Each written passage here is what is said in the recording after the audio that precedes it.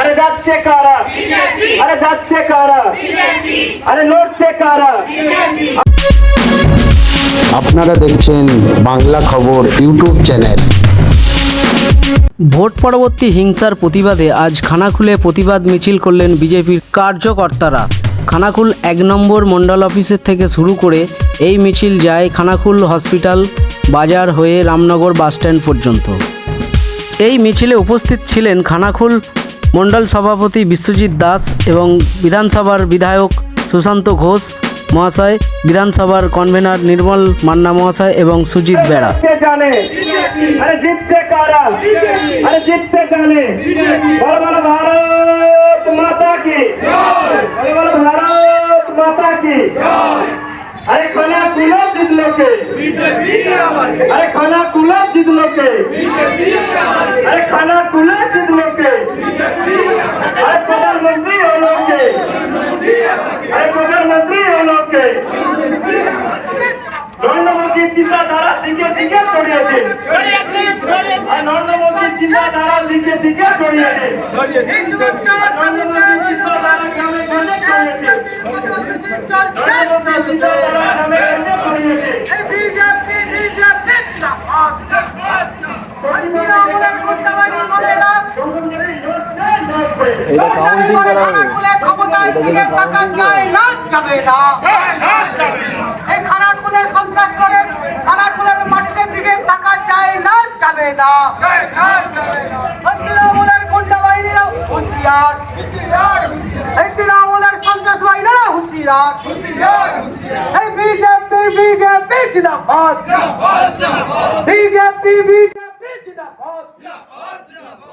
আপনাদের শোনাবো বিধায়ক সুশান্ত ঘোষ মহাশয়, তিনি পুলিশের ভূমিকা নিয়ে ক্ষোভ উগড়ে দিলেন, তার বক্তব্য আপনারা শুনুন। আমরা খানাকুল বিধানসভা থেকে লিড দিয়েছি, কিন্তু তৃণমূল কংগ্রেস এটাকে সহ্য করতে পারছে না।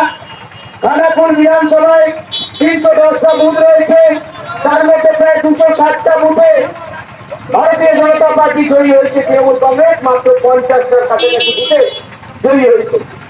কিন্তু তৃণমূল কংগ্রেস খানাকুলে কি করছে? বিজয় মিছিল করছে, হিংসা করছে, এসসি এসটি সমাজের উপরে অত্যাচার করছে।